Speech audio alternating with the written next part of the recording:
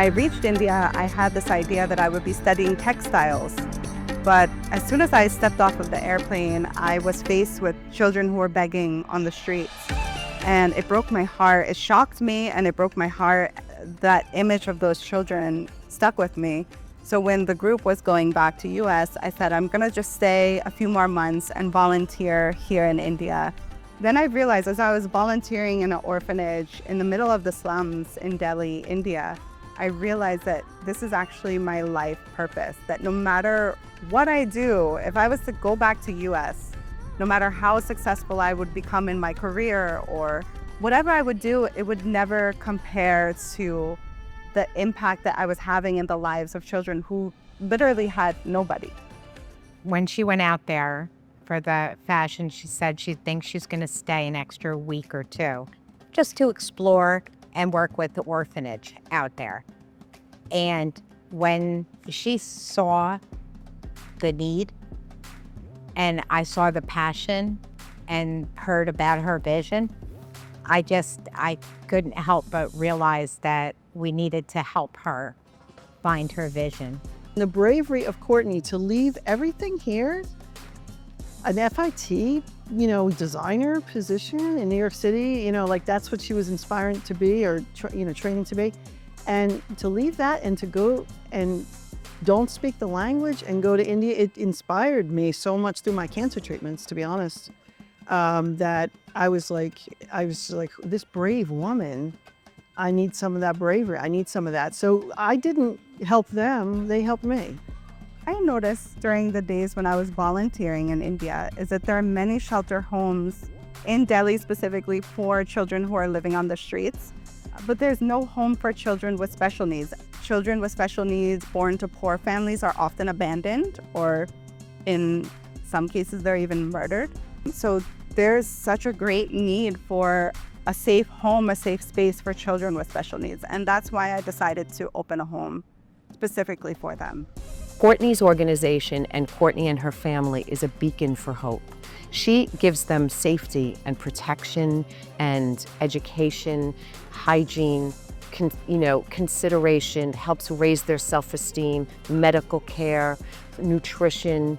It's fascinating how a little bit of love and affection can go such a long way. The first child that I found that was in need after Sundar was Vishal, and he was locked in a cabinet in his parents' house. He was 17 years old. His body was completely deformed into like a ball because he had been stuck in that cabinet all his life. His parents tried to hide him from the eyes of the society because they were ashamed that their son had special needs. So we rescued Vishal, and because of rules and all of that with the government, we can't keep girls and boys together. So we had to start with a boys' home.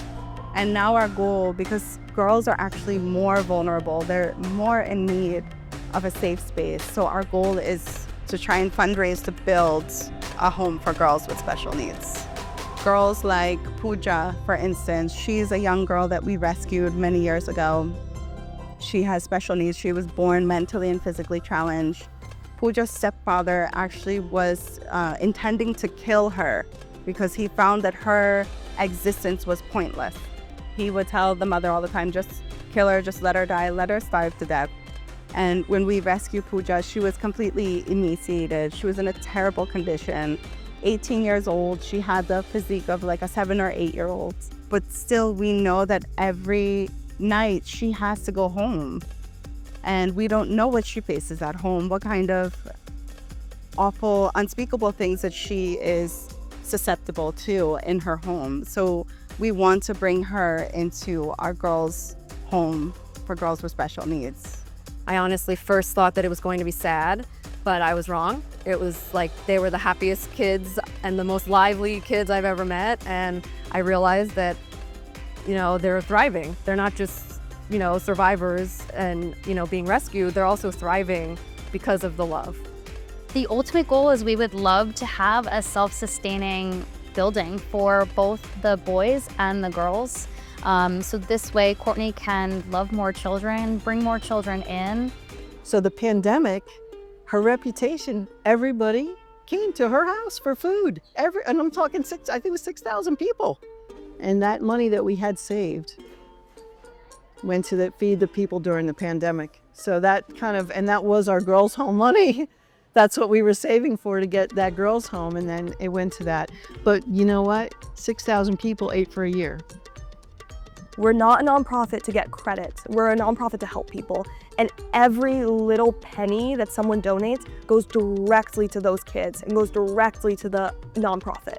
We don't have administrative fees. Every single person that's working on this is doing it because of the love in their hearts and because of their compassion. And that is 100% true. Everything you're seeing happening, it's not even a little drop in the fountain that One Life to Love actually is producing.